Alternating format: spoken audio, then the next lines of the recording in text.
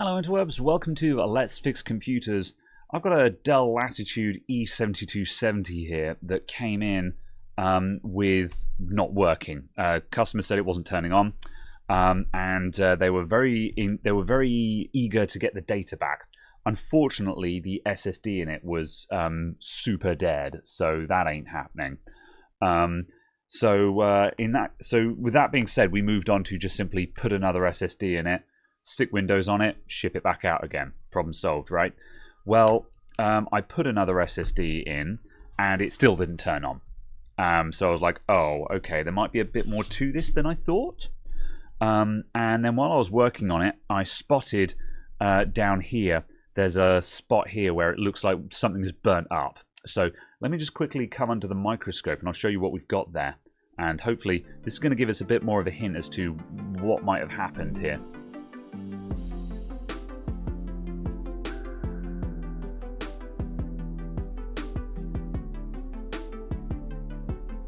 So down in the corner, close to the battery connector, and also not a million miles away from the M.2 connector, we've got these very angry looking capacitors. So this one here is actually sort of lifted half off the board. So it looks like there's been some major heat down there. So I'm guessing that guy is going to be shorted. Let's check it.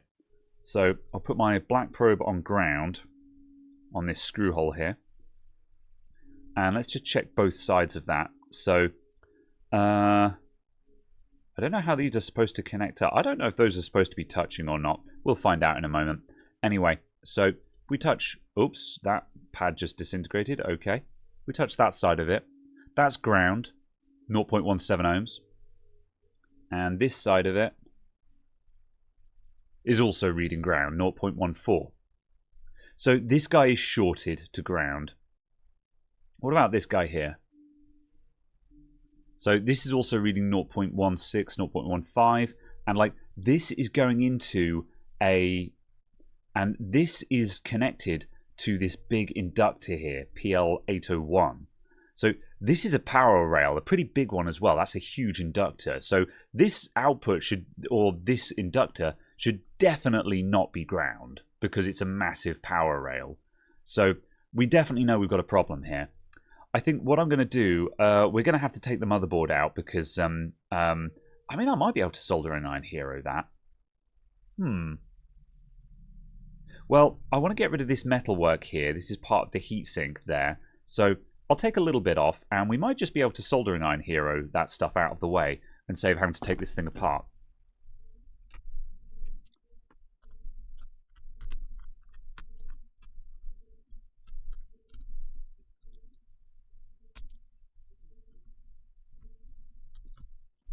So with the heatsink and fan assembly out of the way, we've got a whole bunch of power stuff going on down here. And this is most likely where the main power rail for the laptop is being generated, is my guess.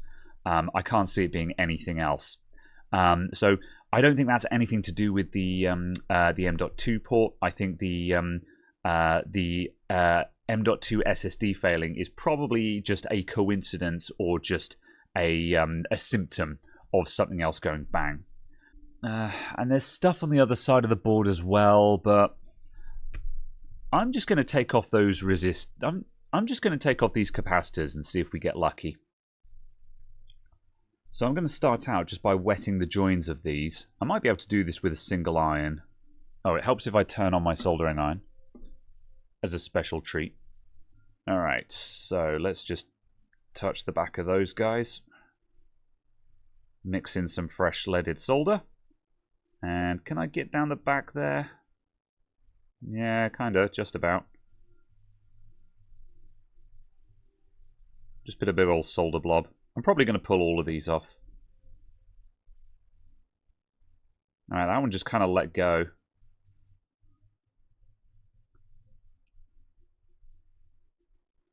Alright, oh, off you come.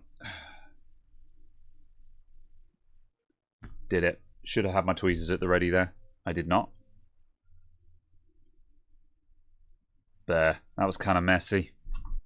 This is why sometimes you should just take the board out and do it properly, because as soon as you start cutting corners, it just makes you do messy things because you're being lazy. What's that old adage about a lazy technician works twice as hard?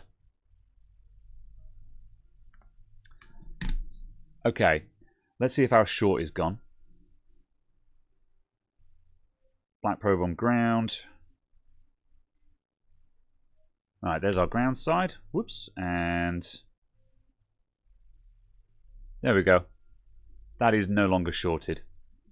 Let's have a look at these two capacitors we just took off the board. That guy is shorted. And that guy is also shorted. I'm just going to check these pads down here as well. So firstly, Alright,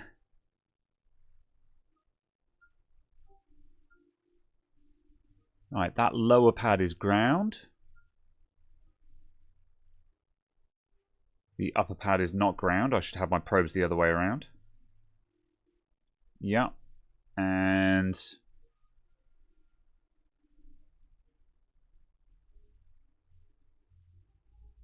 yeah, that's also fine. Alright, so the pad, so this area is fine. We've got a ground pad down here, and this stuff is, where does this connect up there as well? Is this all just the same cluster? Yes, and yes. So this is all connected together, and we've got ground down here, and this is ground as well. So it looks like they were just cramming in bypass capacitors around this area. So we just want to clean up those pads now. So I'll put some flux down on those. We'll wick that all down, put some new capacitors in, and this guy will probably work again. A nice, quick, easy one. Say it isn't so. I've just jinxed myself. I shouldn't have said anything.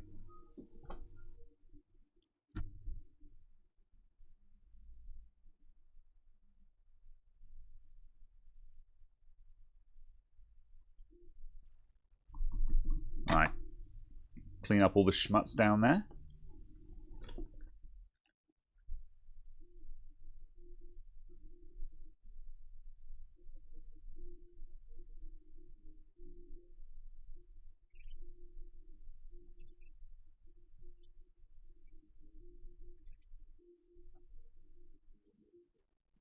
Okay, so now with those removed, you can see those pads a lot more clearly. So we've got a little ground pad down here. You can see those dots, those are vias that are going through the board. So there's a stitch through to the other side where there are going to be more bypass capacitors. I'm surprised they haven't just flooded this entire area in, because this is ground and we've got a ground guard trace going all around the edge of the board. I'm surprised they didn't just merge that all together, because it's all ground, but I don't know. I'm not a PCB designer. I'm guessing that the guard trace is designed to have some separation around it or something like that. Right, so we need some new capacitors for those. So the question is, what rating are those capacitors? Well, bypass capacitors like this, especially when you've got bulk bypass capacitors, so just a whole bunch of them in a cluster, they're almost certainly going to be either 10 microfarad or 20 microfarad. I'm guessing 10, which would be the usual suspect. I'm going to take off the other one there that's working and measure that one. And I'm just going to go with whatever value that is, because that's going to be good enough. So let's just get this guy off. I'm just going to hit and run this guy.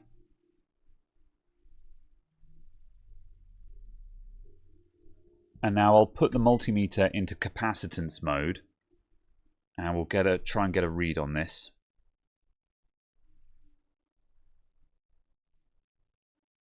There we go.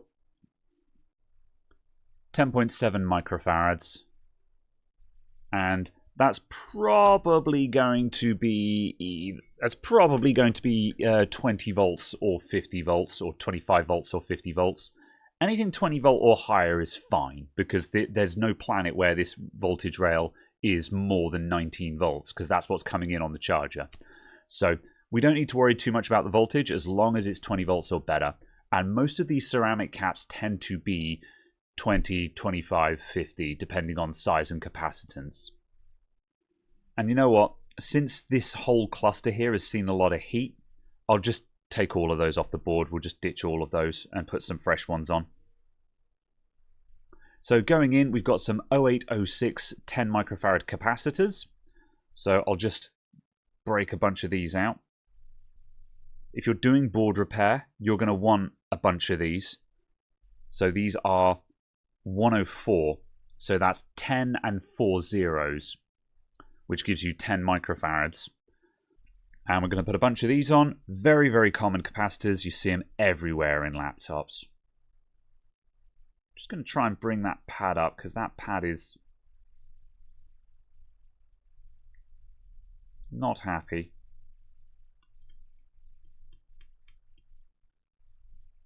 The pad is really scratchy. I think it's got a load of junk on it.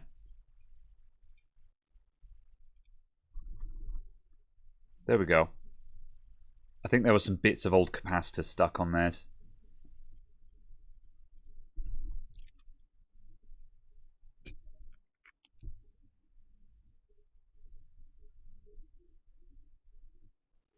There we go. Those pads look a lot better now.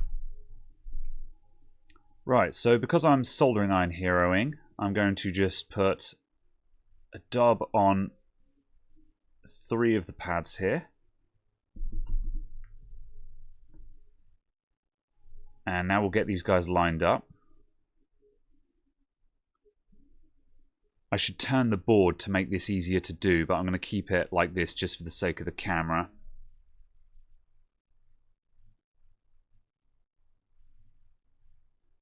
And for this first pad, I just want it to be straight.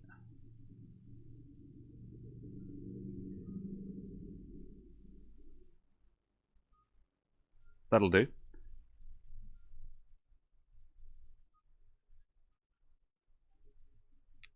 Immediately knocks it sideways.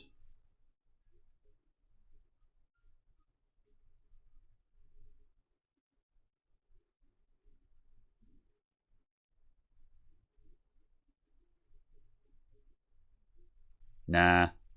My dreams of these being nice and straight are kind of shattered. However, I will make them tidy at least.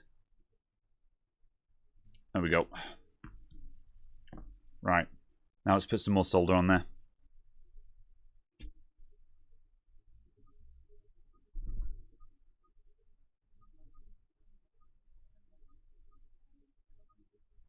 Okay. Let's clean the flux up and see what that looks like. There we go, that's good enough. Let's check for shorts again. Make sure we haven't welded 2 things together. So ground is ground, is ground, is ground, and the power rail is good. Good. We're in the kilo ohms range here, so that's like 834 ohms. Yeah. And same. Good. I've no idea what the resistance on this rail is supposed to be. 134 is a bit of a weird number. But it's not shorted. And it's not like 2 ohms or something like that. So I'm going to send it. Right, let's quickly redo the thermal paste on this so I can stick the cooler back on. Actually, I lie. I'm just going to screw the cooler down and just see if the laptop works. That's a smarter idea. Right. Okay, the power light has come on. I'm not getting a charge light on the front of the laptop. We'll just give this a moment. Dells will take a moment to RAM train and such. I'm putting this tactical SSD here because the customer's contact details are here. Right. It turned off. And it came back on again. The screen is powering on. It's black, but I can see the screen getting darker as the power comes on, so that's a good sign. Another power cycle. There we go. There's a Dell logo.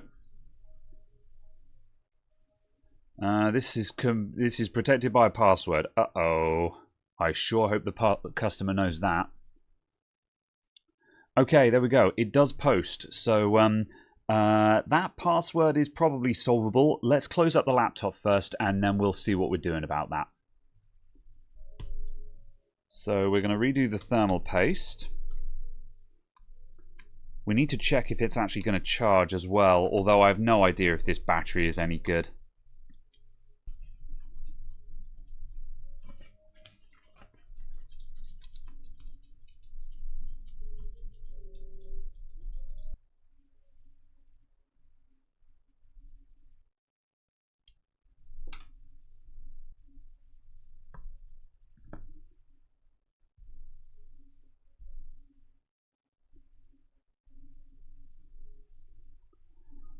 Right, we're starting up. I put the SSD in. We'll see if it starts booting the Windows install that is on that SSD. Nope, we're just back onto the password prompt. Okay, I'm going to try the customer supplied password just in case that's it. I don't think it will be, but I can but hope. I think the password that I have is going to be the customer's Windows password, not whatever BIOS password is set on this. Oh, how about that? It was correct. Sure. Setup utility, please. Right, so the primary bit I'm worried about, the battery is recognized and so is the charger. It says the battery is full, so if I unplug the charger... Okay, yeah, the screen dimmed because we're on battery power, but it works. Okay. Not sure why we're not getting any lights on the front of the laptop, but it's working just fine. And so with that now, I can go ahead and get that to boot from the new SSD, and we're all done here. Cool, no problems. So that was my concern, is that because we weren't getting a light on the front of the laptop, it was going to be not recognizing either the charger or the battery. And then we would have to start looking into which it wasn't recognizing and why it was not recognizing that. Which could well be related to the fact that we were digging around in the main power rail of the laptop, very close to the battery charger as well. In any case, I've gotten really lucky with this, really obvious fault. Stop the presses, we're not done. Uh-oh. So this is popping up after letting it boot up into a Windows install. I'm going to shut this down. One of the USB ports is shorted. So we got to find out who that is now.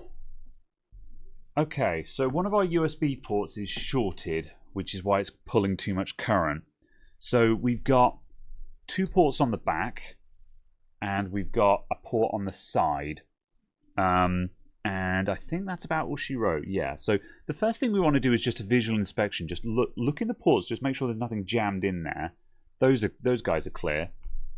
And the side port is clear as well. You know, there aren't any bent pins. There's not half of a USB drive wedged in there shorting everything out. So, okay, do we have access to those?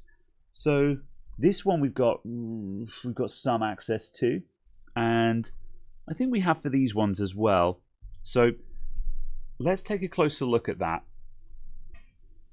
So the USB ports have a 5-volt power rail going to them, and it's a reasonably high power 5-volt rail as well.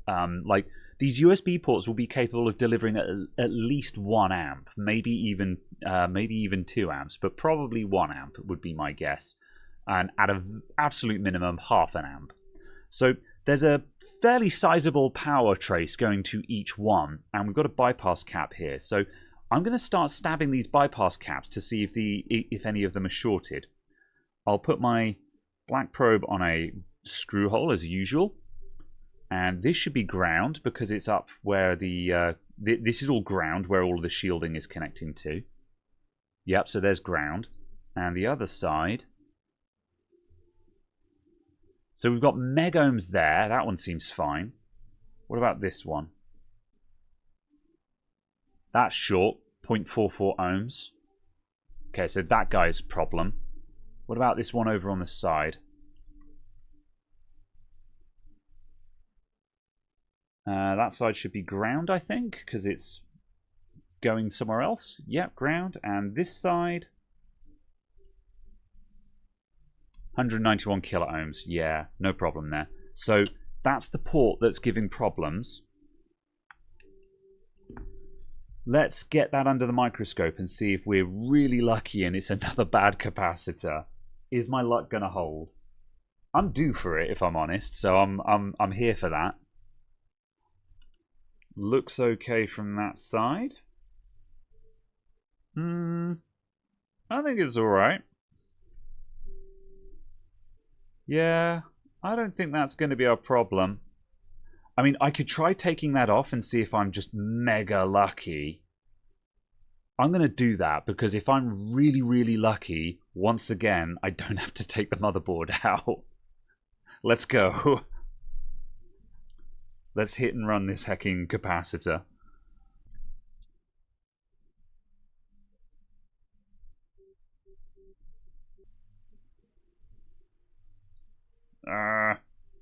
Tweezers.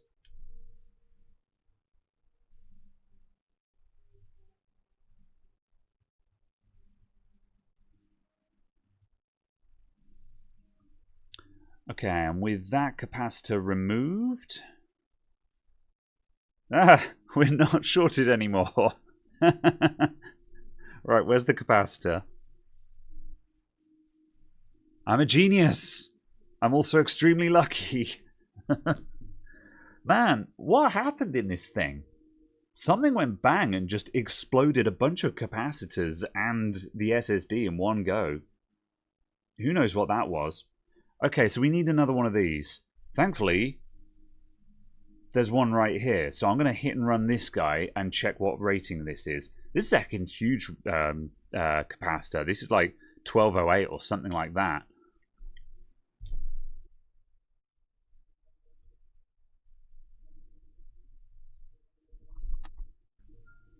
Right, so this one should not be shorted.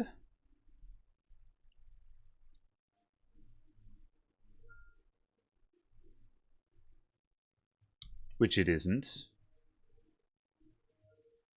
Yep, looks good. Alright, and capacitance. Oh, 100 mic. Okay, that's why it's so big. Okay. I don't know if I've got any 100 mics. So that's going to be a 105. Right, I'm grabbing a MacBook Logic board from my donor box here. This guy's got a couple of big looking ceramic caps on, so there's a good chance that some of those might be it. So let's try our luck. This is a 820-2796. So I shall simply search for 100 UF.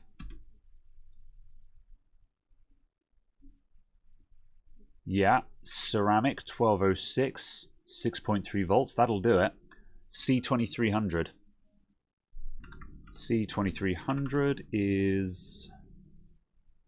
yeah, it's one of those big boys that I pointed out. Perfect.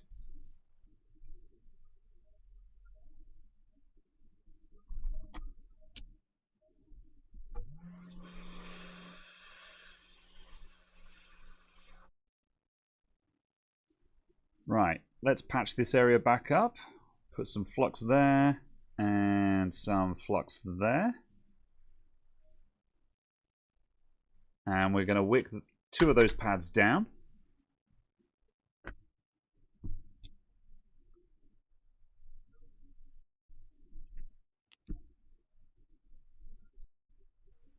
Right, there's the original capacitor for this footprint.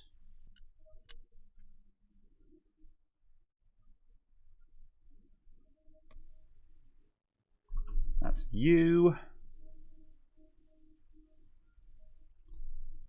And here's our donor capacitor.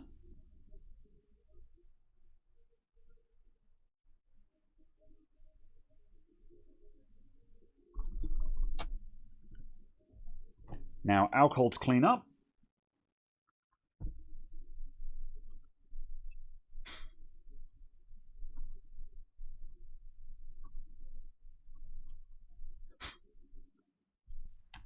Good. Now a short check before we put any power on this. Black probe on ground, and we should find ground on this side, which we do, and not ground on this side. 200k and rising. Very nice. What about this side? Ground. And not ground. 200k. Lovely. Are we happy? Reconnect battery.